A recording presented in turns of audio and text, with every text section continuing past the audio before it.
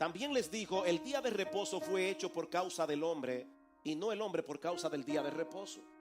Por tanto, el Hijo del Hombre es Señor aún del día de reposo. Otra vez entró Jesús en la sinagoga, y había allí un hombre que tenía seca una mano, y le acechaban para ver si en el día de reposo le sanaría, a fin de poder acusarle. Entonces dijo al hombre que tenía la mano seca: levántate y ponte en medio. Y les dijo: ¿es lícito en los días de reposo hacer bien o hacer mal, salvar la vida o quitarla? Pero ellos callaban. Entonces, mirándolos alrededor con enojo, entristecido por la dureza de sus corazones, dijo al hombre: extiende tu mano. Y él la extendió, y la mano le fue restaurada sana. Y salidos los fariseos, tomaron consejos con los herodianos contra él para destruirle. Para las personas que nos visitan, en este momento nos encontramos estudiando el Evangelio de Marcos versículo por versículo. Y en las últimas semanas hemos estado considerando una sección del Evangelio en la que se nos narra una serie de 5 controversias entre Jesús y los líderes religiosos de Israel. Las últimas 2 que veremos en la mañana de hoy tienen en común el hecho de que sucedieron durante el Sabbat, un día sagrado para el pueblo de Israel que se guardaba según la ley desde la caída de sol del viernes hasta la caída de sol del sábado. En el primer incidente, Jesús y sus discípulos estaban arrancando espigas para comer durante ese día, mientras que en el segundo, el Señor sanó milagrosamente a un hombre. Y esto provocó una reacción tan violenta de parte de los fariseos que de inmediato comenzaron a conspirar con los herodianos para matar a Jesús. Por supuesto, para un lector del siglo XXI, esta respuesta de los fariseos puede parecerles desproporcionada. ¿Cómo es posible que estos hombres hayan querido destruir a Jesús por tan poca cosa? Bueno, como veremos en esta mañana, lo que está detrás de estos incidentes no es una simple diferencia de opinión sobre la forma correcta de guardar el día de reposo. Mis hermanos y amigos que están aquí de visita en esta mañana, lo que tenemos aquí es un choque de trenes entre el Evangelio de Jesús y la religión legalista de los fariseos. Lo que provocó ese sentimiento homicida en estos hombres fue el hecho de que Jesús dejara al descubierto su hipocresía y les hiciera ver que todo ese aparataje legalista que ellos habían creado supuestamente para acercarnos a Dios, en realidad alejan a los hombres de Dios y son un veneno mortal para el alma. Veamos en primer lugar, para no dar lugar a malos entendidos, en qué consiste el legalismo. Y yo espero, mis hermanos, que esto nos ayude a entender por qué debemos defendernos de este mal tan destructivo y tan seductor al mismo tiempo. ¿A qué nos referimos cuando hablamos de legalismo? Bueno, de la manera más simple y esencial posible, nosotros podemos decir que el legalismo consiste en tratar de ganar el favor de Dios a través de nuestra obediencia a un conjunto de leyes y normas. Cada palabra aquí es importante, así que voy a repetirlo otra vez. ¿En qué consiste el legalismo? Es tratar de ganarnos el favor de Dios a través de nuestra obediencia a una serie de leyes y normas. Como bien señala el doctor Sproul, el legalismo exalta la ley por encima de la gracia. Si cumplimos la ley, seremos aceptados. Nuestra relación con Dios depende enteramente de nuestro esfuerzo en obedecer los mandamientos. Mientras mejor me comporte, seré más bendecido. Ahora bien, cuando nosotros partimos de esa premisa, usualmente van a ocurrir 3 cosas. La primera es que tarde o temprano vamos a comenzar a añadir algunas reglas que no están en la Biblia. Y la razón es que nosotros vamos a querer estar seguros de que estamos haciendo exactamente lo que tenemos que hacer. O como dice Tim Keller, si yo voy a ser bendecido por mi obediencia, yo quiero estar seguro de que estoy pulsando los botones correctos. Ahora, un creyente puede restringir su libertad en cosas que no están explícitamente prohibidas en la Biblia, ya sea por el cuidado de su propia alma. Hay cosas que son completamente legítimas que a mí no me hacen bien o que a ti no te hacen bien, o por el cuidado del alma de otros. Pero eso no es legalismo, eso es andar conforme a la ley del amor. Y eso lo veíamos recientemente cuando Marcos hablaba acerca de la libertad cristiana. El énfasis descuidado de la libertad cristiana es el amor. El problema del legalista es que presupone que su obediencia es la base de su aceptación en la presencia de Dios. Lo próximo que va a suceder muy probablemente es que vamos a ponerle más atención al aspecto externo del mandamiento que al corazón de la ley. Eso es lo segundo. Vamos a añadir reglas a la ley y vamos a perder de vista el corazón de la ley por la letra de la ley. Ese es un aspecto esencial del legalismo. El legalista está más preocupado por la forma que por el fondo. ¿Saben por qué? Porque a final de cuentas es mucho más fácil conformarse a un conjunto de reglas externas que lidiar con los problemas del corazón. ¿Recuerdan el Señor hablándole a los fariseos en Mateo 23? En ese duro discurso del Señor. Dice en una parte: ay de vosotros, escribas y fariseos hipócritas, porque diezmáis la menta, el eneldo y el comino. Ustedes, cuando van a diezmar, ustedes se cuidan de estar absolutamente seguros de que dieron exactamente la proporción que debían dar en cada uno de esos renglones. El problema, dice Jesús, es que ustedes dejan lo más importante de la ley: la justicia, la misericordia y la fe. Esto era necesario hacer sin dejar de hacer aquello. Y Cristo les dice: ¿saben qué es lo que son ustedes? Ustedes son ciegos que cuelan un mosquito y se tragan un camello. Hay personas que dicen que Jesús nunca se rió. Pero yo no sé, la Biblia no dice si Jesús se rió o no, pero él tenía sentido del humor. Yo me imagino a las personas que estaban ese día ahí diciendo... O sea, los fariseos eran tan meticulosos con el asunto de la ley que ellos tomaban el vino con los dientes cerrados. No vaya a ser cosa que en el lagar donde se pisaron las uvas hubiera caído algún insecto prohibido por la ley. Ellos colaban el mosquito, pero se tragaban un camello. Estos hombres le añadieron un conjunto de reglas a la ley de Dios, pero escuchen, hermanos, no para amplificarlas. Y eso es lo que muchas personas piensan de legalista, que amplifican la ley de Dios. No, mis hermanos. La razón por la que los fariseos le añaden reglas a la ley no es para amplificarla, es para hacerla más manejable. Ese es el problema, porque es mucho más fácil apegarse a un conjunto de reglas externas, como el diezmo, por ejemplo, que obedecer la intención de la ley. Déjenme ponerles un ejemplo. ¿Cuál es el segundo mandamiento más importante de la ley? Amarás a tu prójimo como a ti mismo. Bueno, ¿qué implica eso? Alguien ha dicho muy sabiamente que eso significa, entre otras cosas, que nosotros debemos cubrir las necesidades de los demás con todo el gozo, todo el entusiasmo, toda la rapidez, todo el ingenio, toda la creatividad y toda la diligencia con la que cubrirás tus propias necesidades. Ese es el parámetro. Ama a tu prójimo como a ti mismo. ¿Tú quieres ganarte el favor de Dios a través de tu obediencia? Eso es lo que tú debes hacer cada minuto de cada día. Por supuesto, el que realmente entiende la demanda de la ley pronto se va a dar cuenta que es muchísimo más fácil dejar de hacer algunas cosas, comenzar a hacer otras cosas, que amar al prójimo de ese modo. Es muchísimo más fácil. La tercera consecuencia lógica del legalismo es el orgullo. Es el orgullo. Es por eso que el legalismo resulta tan atractivo a pesar de ser tan opresivo. El legalismo es atractivo porque apela al orgullo humano. Apela al orgullo humano. El legalismo produce soberbia y el legalismo produce desprecio. Los legalistas se enorgullecen de sus estándares y desprecian a todos los que viven por un estándar diferente. Ellos hacen de sus reglas una ley universal y luego quieren imponérselas a todo el mundo, en cualquier situación, en cualquier circunstancia. Sus reglas vienen a ser en la práctica la tabla de evaluación para determinar la condición espiritual de los demás. Y no solamente eso, sus propias reglas se convierten en la base de su identidad. ¿Oyeron eso, hermanos?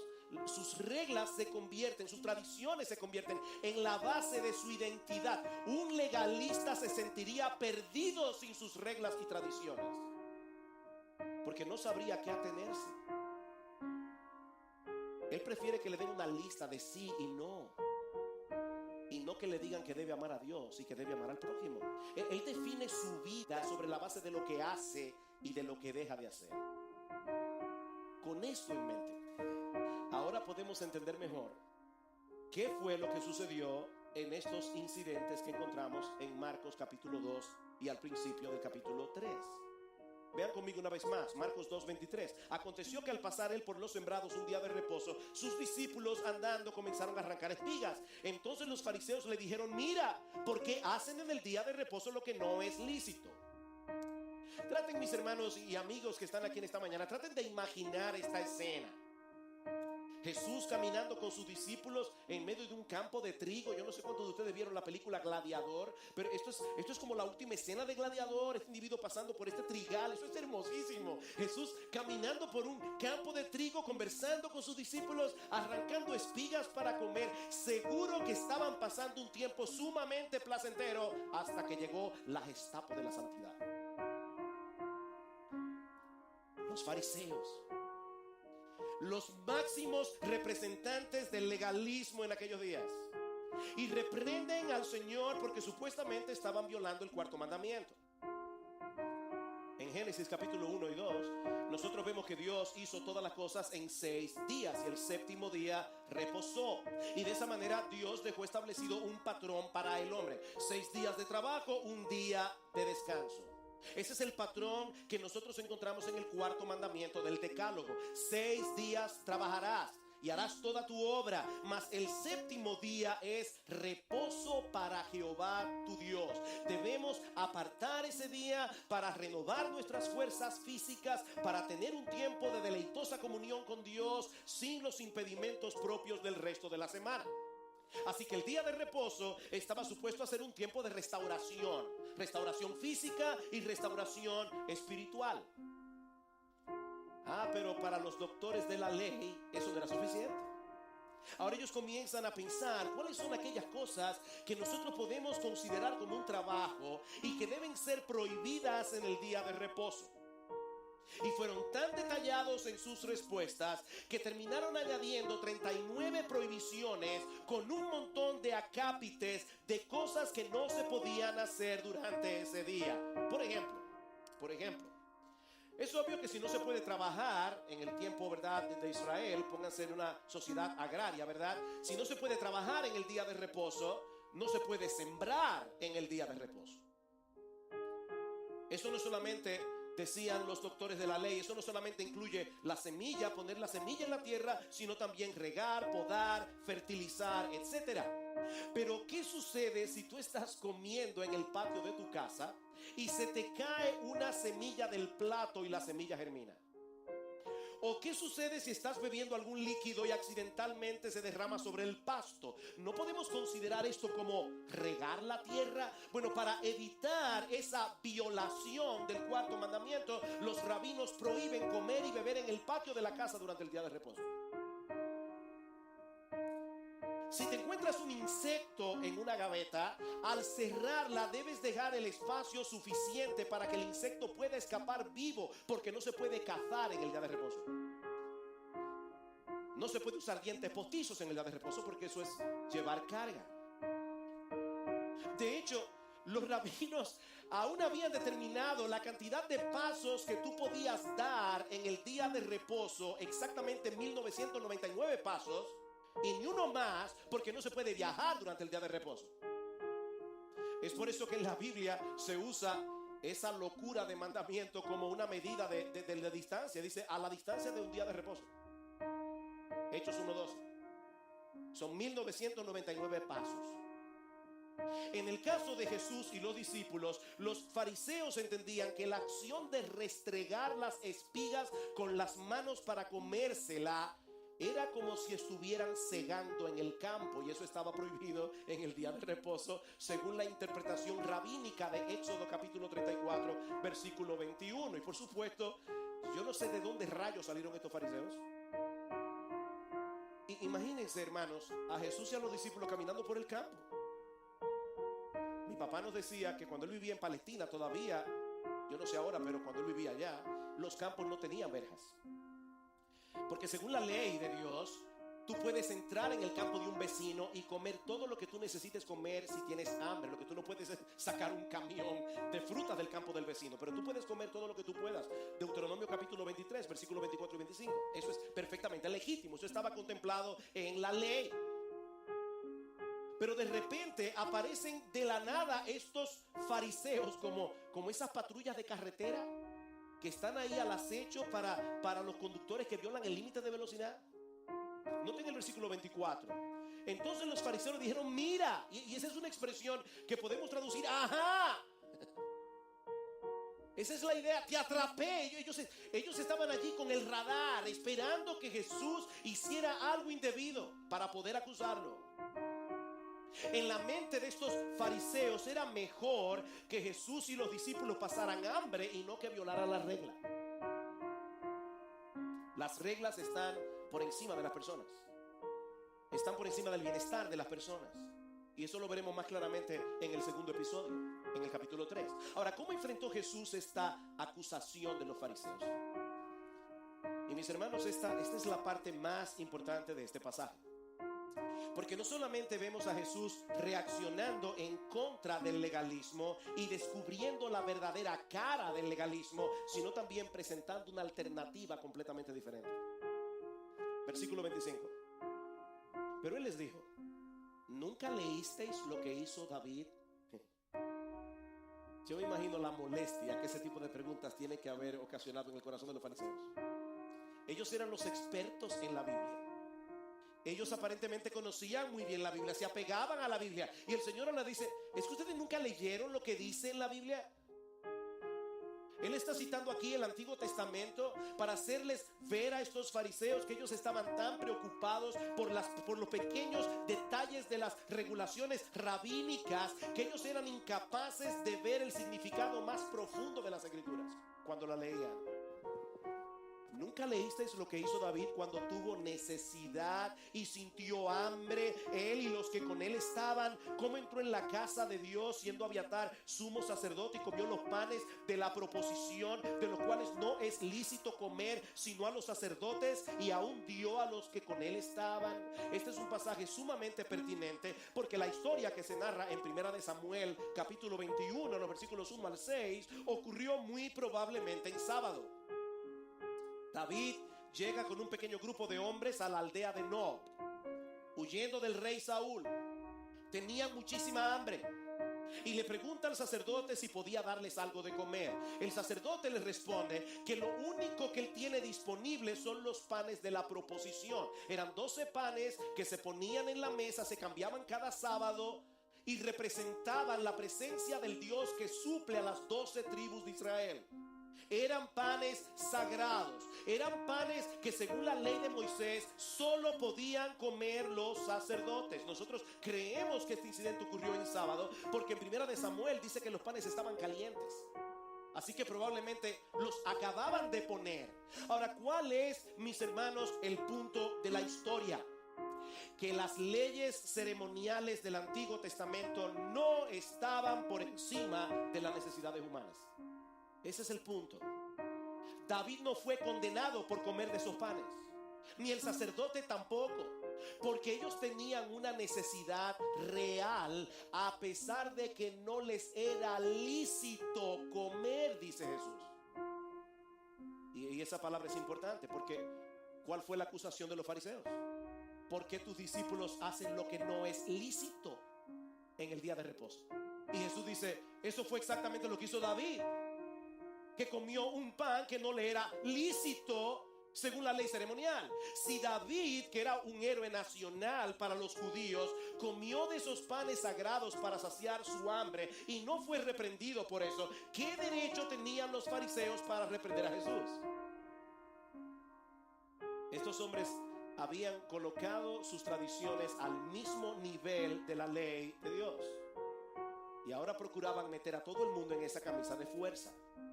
Ahora, Jesús no se limita a defenderse de la acusación, sino que ahora toma la ofensiva para hacerle ver a estos fariseos que eran ellos los que estaban violando el corazón de la ley. Jesús era genial, era Dios hecho hombre. Él no solamente se defiende, sino que ahora ataca.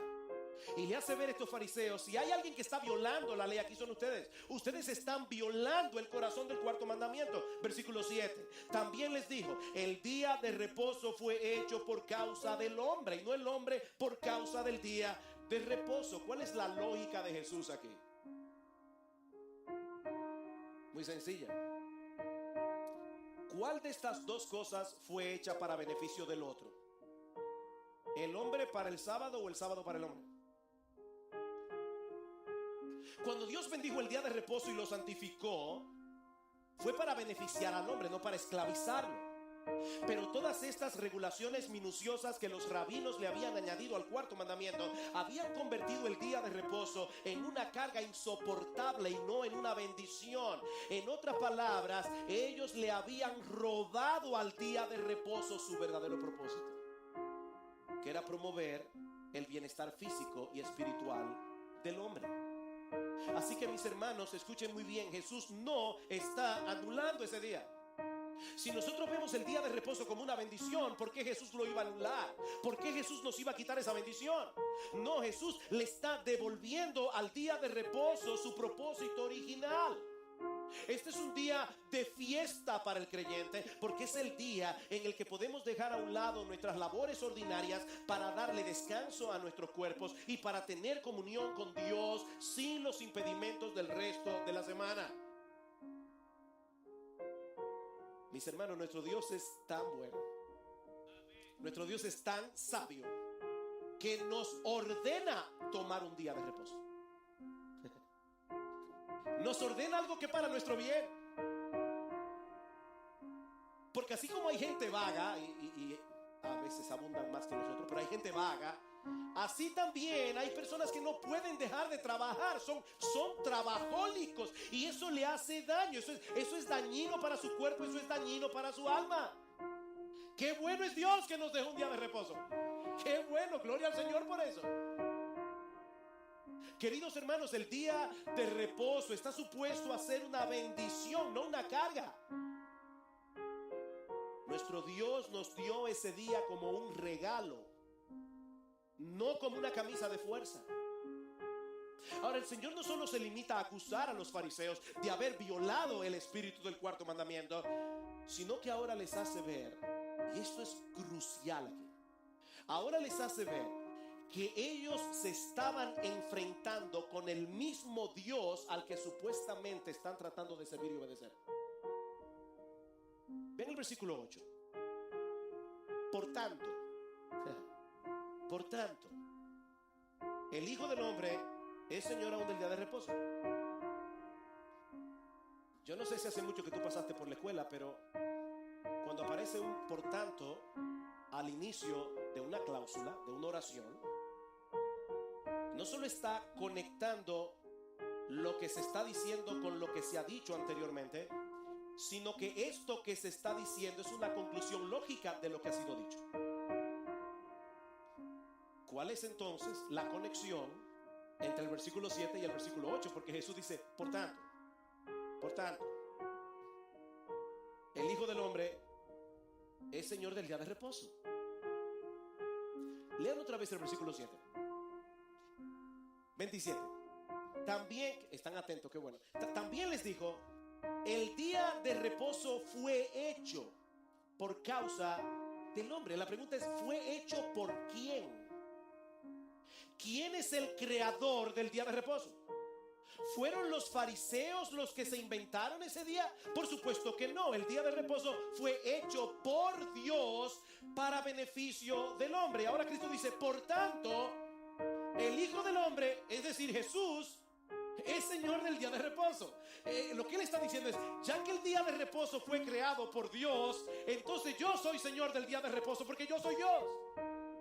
Yo soy el Señor del día de reposo. Yo soy el Dios encarnado. El Señor había usado anteriormente esa misma expresión para referirse a sí mismo, si recuerdan, en el capítulo 2, versículo 10, cuando perdonó al paralítico. de sus pecados. Dice en el capítulo 2 de Marcos, que estudiamos hace varias semanas atrás: pues para que sepáis que el Hijo del Hombre tiene potestad en la tierra para perdonar pecados, dijo al paralítico: a ti te digo, levántate, toma tu lecho y anda. Y una de las cosas que vimos cuando estudiamos ese pasaje es que al perdonar pecados, Jesús estaba asumiendo la postura de Dios. Cuando nosotros pecamos, nuestros pecados son contra Dios, y por lo tanto solo Dios puede perdonarlos. Cuando Jesús le dice al paralítico: yo te perdono tus pecados, Él está asumiendo la posición de Dios. Pero ¿cómo se llama Jesús a sí mismo? El Hijo del Hombre. El Hijo del Hombre. Y ahora está diciendo que ese Hijo del Hombre, Él no solo tiene autoridad para perdonar pecados, sino que también tiene autoridad sobre el día de reposo, porque Él fue que lo creó. Los fariseos ni nadie podían saber mejor que Jesús lo que era lícito o ilícito hacer en ese día o en cualquier otro día, porque Él es la autoridad suprema del universo. Él es nuestro creador y nuestro legislador. Así que la alternativa de Jesús al legalismo no es deshacerse de la ley moral de Dios. La alternativa de Jesús es que nos sometamos a su autoridad. Es rendirnos a Él como el Señor de nuestras vidas. Un Señor que usa su autoridad, incluyendo el hecho de darnos su ley moral, para hacernos bien, no para amargarnos la vida. Mis hermanos, estos dos paradigmas de obediencia son completamente distintos: el de Jesús y el de los fariseos. Ellos obedecían para ser aceptados por Dios. Ellos obedecían para ganarse el favor de Dios. El creyente obedece por gratitud, porque sabe que ya ha sido aceptado por ese Dios infinitamente bueno, por ese Dios lleno de gracia, únicamente por medio de la fe. Imagínate a dos personas tratando de guardar el día de reposo. Uno porque quiere convencer a Dios de que lo bendiga. El otro porque sabe que ha sido abundantemente bendecido sin merecerlo. Uno para ganarse el favor de Dios. El otro porque sabe que ha sido favorecido. Para el primero, el día de reposo va a ser una carga. Para el segundo va a ser una fiesta, va a ser una celebración. Este paralítico que fue perdonado por Jesús no había hecho nada para merecer esa declaración de descargo total de todos sus pecados. Fue un perdón de pura gracia, porque así de bueno es el Señor. Ahora noten, Él es Señor. Él tiene suprema autoridad, pero Él la ejerce para nuestro bien. Así que los fariseos tenían dos alternativas: o se humillaban ante Jesús y recibían el beneficio de su bondad, o se mantenían en pie de guerra contra Él hasta quitarlo de en medio. Y lamentablemente ellos optaron por esa segunda opción, y eso nos lleva a nuestro tercer y último encabezado. Ya nosotros vimos el problema del legalismo, ya vimos la respuesta de Jesús. Veamos ahora finalmente la relación de animadversión mutua entre Jesús y el legalismo. La relación de animadversión mutua entre Jesús y el legalismo. Capítulo 3, versículo 1 y 2. Otra vez entró Jesús en la sinagoga, es decir, que era sábado. Las sinagogas eran los lugares donde los judíos se reunían cuando estaban lejos del templo para adorar a Dios, para leer su palabra, para alabar a Dios. Dice, entró Jesús en la sinagoga y había allí un hombre que tenía seca una mano. Él no podía mover la mano, y Lucas aclara que era su mano derecha. Este hombre tenía un gran problema. Y le acechaban los fariseos, obviamente, para ver si en el día de reposo le sanaría, a fin de poder acusarle. Según las leyes rabínicas, se podía sanar a un hombre en sábado siempre y cuando su vida corriera peligro. Era la única excepción en la que se podía sanar a un hombre en sábado. Pero si la vida de ese hombre no corría peligro, aunque estuviera enfermo, él no debía ser sanado en ese día, porque eso sería violar el día de reposo. ¿Ven, hermanos, cómo otra vez las reglas están por encima de las personas? Ellos sabían que sanar a este hombre era hacerle un bien, pero ese bien no podía ser hecho en el día de reposo. Sánalo en cualquier otro día, pero no hoy. Este es un día demasiado sagrado. Ahora, ¿saben qué es lo que me resulta más chocante de esta historia? Es que si ustedes leen con cuidado el versículo 2, se van a dar cuenta que los fariseos estaban seguros de que Jesús podía sanar al hombre en ese día. En otras palabras, ellos sabían que Jesús tenía el poder y la disposición de sanar a ese hombre. Ellos estaban acechando a Jesús a ver si lo sanaría. Pero en vez de postrarse ante Él en adoración, reconociendo su poder y su bondad, ellos están allí locos de que Jesús mostrara su compasión para poder acusarle. ¡Qué mezquino! Ellos querían que Jesús fuera compasivo para poder acusarlo. Versículo 3. Entonces dijo al hombre que tenía la mano seca: levántate y ponte en medio. Jesús no iba a hacer esto en privado. Y les dijo: ¿es lícito en los días de reposo hacer bien o hacer mal, salvar la vida o quitarla? Pero ellos callaban. Otra vez la lógica del Señor es impecable. Si es lícito sanar a un hombre que está en riesgo de morir, también debe ser bueno restaurarle completamente la salud, aunque no se esté muriendo. Como bien señala un comentarista, lo que es moralmente bueno en el resto de la semana no puede ser moralmente malo porque se hace en el día de reposo. Y es moralmente bueno hacer el bien. Así que Jesús no estaba desobedeciendo a Dios, sino más bien cumpliendo el corazón del mandamiento. Mis hermanos, ¿cuáles son los dos mandamientos más importantes? Amarás al Señor tu Dios con todo tu corazón, con toda tu alma, con toda tu mente, con todas tus fuerzas, y amarás al prójimo como a ti mismo. Mateo 22, 36 al 40. Y eso es precisamente lo que el Señor está haciendo aquí. Él está amando al Padre al mostrar su carácter misericordioso y compasivo, y Él está amando a este hombre al librarlo de su enfermedad. Así que la pregunta de Jesús en el versículo 4 solo tenía una respuesta posible: ¿es lícito hacerle bien a un hombre en el día de reposo? Por supuesto que sí. Pero los fariseos optan por el silencio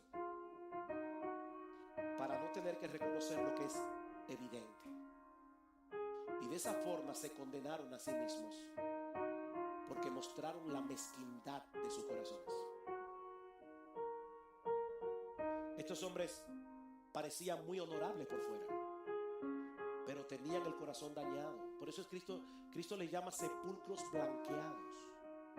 Ustedes son sepulcros blanqueados, que por fuera parecen hermosos, pero por dentro están llenos de huesos de muerto.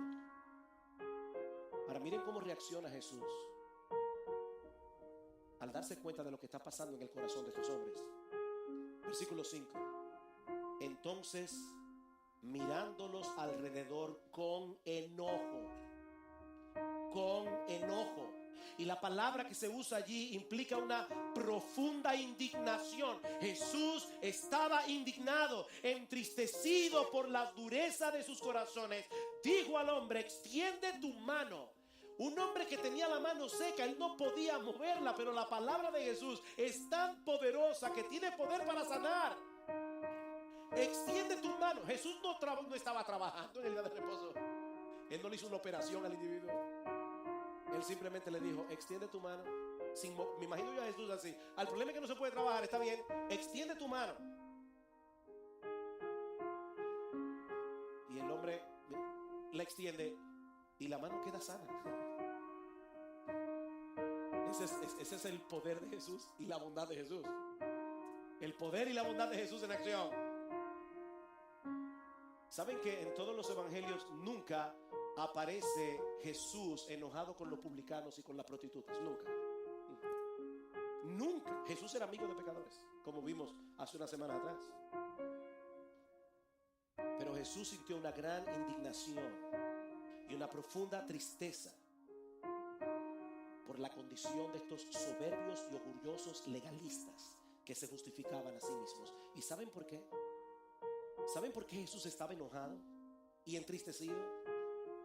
Porque ellos eran los líderes religiosos del pueblo y con su legalismo estaban alejando a los hombres de Dios y de la verdadera santidad. Queridos hermanos, la razón por la que debemos oponernos al legalismo con todo nuestro corazón, con todas las fuerzas de nuestro corazón, no es primariamente para defender la libertad cristiana, no es primariamente para defender mis derechos, no es para promover la verdadera santidad.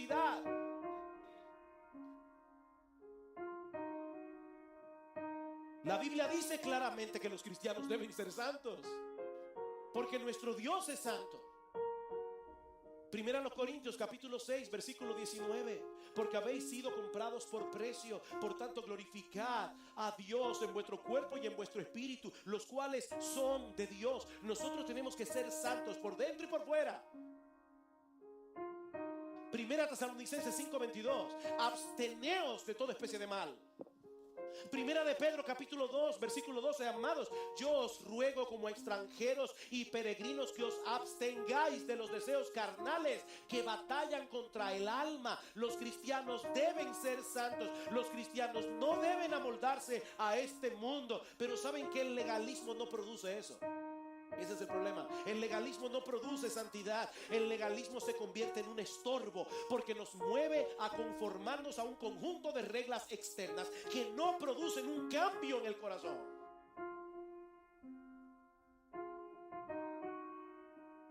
La verdadera santidad proviene de un corazón que ha sido transformado por el poder del Evangelio y que continúa viviendo a la luz del Evangelio. Porque el amor de Cristo nos constriñe, 2 Corintios 5:14. El amor de Cristo nos presiona, pensando esto, que si uno murió por todos, luego todos murieron y por todos murió, para que los que viven ya no vivan para sí, sino para aquel que murió y resucitó por ellos. Hermanos, somos salvos por gracia, aceptados por gracia, bendecidos por gracia, y ahora somos llamados a vivir a la altura de lo que somos, amparándonos diariamente en el poder de esa gracia. Convertir la gracia en libertinaje no solo es pervertir la gracia, es renunciar a ella. ¿Escucharon eso, mis hermanos? Convertir la gracia de Dios en libertinaje no solo es pervertir la gracia, es renunciar a la gracia, porque Cristo vino a redimirnos de la esclavitud del pecado para que tengamos la libertad de poder hacer lo que tenemos que hacer, para poder tener la libertad de agradar a Dios. De manera que lo que se opone al legalismo no es la mundanalidad, lo que se opone al legalismo es someternos al señorío de nuestro bendito Señor y Salvador Jesucristo con gozo y deleite en el corazón. Noten cómo termina esta historia. Y saliendo los fariseos, tomaron consejo con los herodianos contra él para destruirle. Increíble. Los fariseos se indignan porque Jesús sanó a un hombre en el día de reposo, pero no tienen ningún problema en planificar un asesinato en ese día. ¿Ven la incongruencia del corazón legalista? Eso es como la persona que externamente tiene una vida de santidad impecable, pero es un chismoso de primera. Es como que el legalista no puede conectar los puntos. Esta gente no pudo conectar los puntos. Y lo que es más increíble, ellos se confabulan con los herodianos para destruir a Jesús. ¿Saben quiénes eran los herodianos? Para que tengan una idea, eso es como y si hay algún cubano aquí, por favor no se me ofenda, voy a tomarlo simplemente como una ilustración. Es como si en Miami los cubanos anticastristas que odian a Fidel Castro y a Raúl con toda la fuerza de su corazón se unieran con el Partido Comunista para acabar con un enemigo común.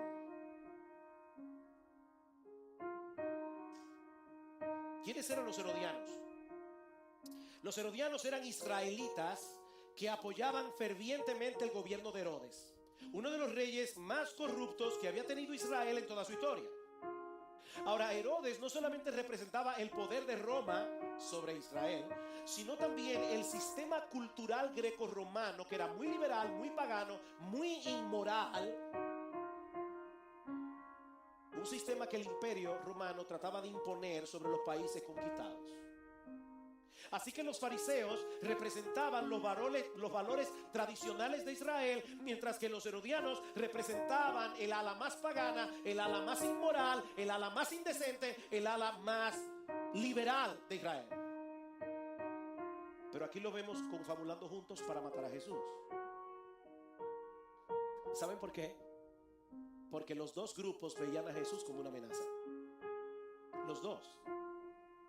O sea, cuando los herodianos oyeron a Jesús hablando a los fariseos, ellos no pensaron ni por un momento que Jesús estaba de su parte. ¿Qué es el problema que pasa muchas veces en las iglesias? Cuando uno habla en contra del legalismo, inmediatamente las personas piensan, es que él está con los liberales. No, es que no podemos estar con ninguno de los dos.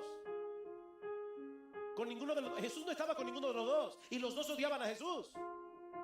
Los fariseos no pensaron que Jesús les estaba dando la razón. Es obvio que si Jesús es el Señor de nuestras vidas, no podemos amoldarnos al espíritu de la época y a los valores de este mundo como pretendían los herodianos. Así que, hermanos, a final de cuentas, el legalismo y la mundanalidad tienen el mismo problema. El mismo problema. Ambos son un estorbo para la salvación de los perdidos. Ambos son un estorbo para la santificación de los creyentes. Ambos son un verdadero peligro del que podemos librarnos únicamente predicándonos el evangelio cada día. Vayan conmigo un momentito a Colosenses capítulo 2. Pablo tuvo que lidiar con este problema cuando escribió la carta a los Colosenses. Colosenses capítulo 2, versículo 20. Este texto es importante, por eso lo traje aquí a colación. Versículo 20, pues si habéis muerto con Cristo en cuanto a los rudimentos del mundo, ¿por qué, como si vivieseis en el mundo, os sometéis a preceptos tales como no manejes, no gustes, ni aun toques, en conformidad a mandamientos y doctrinas de hombres? ¿Tú ves? ¡Qué bueno! Le están dando a los legalistas, y eso es lo que yo quiero. ¡Qué bueno que se está hablando tan claro en contra del legalismo! Capítulo 3. Sí, pues, habéis resucitado con Cristo. Perdón, noten cuál es el problema de estos mandamientos de hombres. Dice, cosas todas que se destruyen con el uso. Tales cosas tienen a la verdad, versículo 23, cierta reputación en sabiduría, en culto voluntario, en humildad y en duro trato del cuerpo, pero no tienen valor alguno contra los apetitos de la carne. ¿Ven cuál es el problema del legalismo? Que no promueve la verdadera santidad. Y ahora dice el Señor, dice Pablo, inspirado por el Señor, si pues habéis resucitado con Cristo, buscad las cosas de arriba, donde está Cristo sentado a la diestra de Dios. Poned la mira en las cosas de arriba, no en las de la tierra, porque habéis muerto y vuestra vida está escondida con Cristo en Dios. Cuando Cristo, vuestra vida, se manifieste, entonces vosotros también seréis manifestados con Él en gloria. Haced pues morir lo terrenal en vosotros. No es legalismo versus mundanalidad. No es ni legalismo ni mundanalidad. Haced pues morir lo terrenal que hay en vosotros. Versículo 12, vestíos pues como escogidos de Dios, santos y amados. Pablo está diciendo aquí, caminen a la altura de lo que ustedes son. Ustedes son los escogidos de Dios. Ustedes ya fueron hechos santos. Ustedes son los amados de Dios. ¿Cómo debe vivir una persona que sabe que Dios la ama al punto de haberle dado a su propio hijo a morir en una cruz para salvarlo de sus pecados? Miren, mis hermanos, a propósito del conversatorio del domingo pasado, Nosotros no queremos tener una iglesia llena de fariseos, pero tampoco queremos tener una iglesia llena de herodianos. Ni una cosa ni la otra. Ni fariseos ni herodianos. Nosotros queremos tener una iglesia de hombres y mujeres que amen a Cristo con pasión. Nosotros queremos tener una iglesia de hombres y mujeres que deseen vivir para Él, no para convencer a Dios de que nos bendiga, sino porque ya hemos sido bendecidos con toda bendición espiritual en los lugares celestiales en Cristo Jesús, habiendo sido predestinados por Dios desde antes de la fundación del mundo para ser los recipientes de su gracia.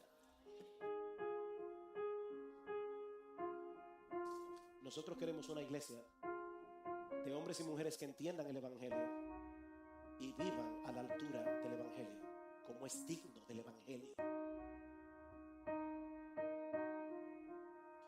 Y si tú estás aquí sin Cristo, mi amigo, yo espero que tú hayas podido ver que la enseñanza de este pasaje es vital para ti, sin importar de qué lado de la verja estás. Si del lado de los religiosos legalistas o del lado de los que no tienen ninguna religión.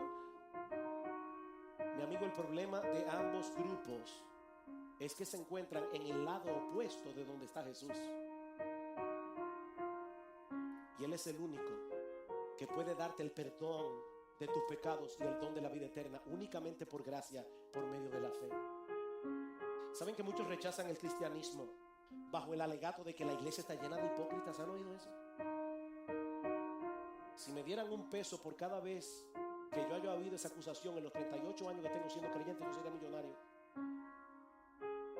La iglesia está llena de hipócritas. Bueno, si esa es tu excusa, déjame decirte algo en amor. El mundo también está lleno de hipócritas, por si acaso, y lleno de gente orgullosa, tan orgullosa como los fariseos. Porque el orgullo es una avenida que trabaja de doble vía. Los legalistas están orgullosos de sus estándares. Los de mente abierta están orgullosos de no ser como esos cerrados legalistas. Y el problema es el mismo, los dos son orgullosos. Y hay hipocresía en ambos lados. Pero por otro lado, no es verdad que la iglesia está llena de gente hipócrita. Tú no conoces el corazón de las personas. Tú no conoces el corazón. Hay personas que están luchando, amparados en la gracia de Dios para servir a Cristo y ser fieles a Él. Ahora, ¿sabes qué?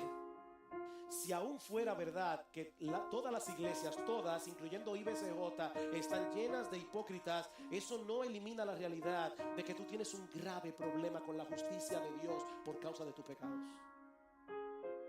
Algún día tú te vas a presentar delante de Dios, en el tribunal de Dios. Y dice la Biblia que todas las cosas están desnudas y abiertas a los ojos de aquel a quien tenemos que dar cuenta. La iglesia puede estar llena de hipócritas y esa no va a ser una excusa que Dios va a aceptar en aquel día en su tribunal.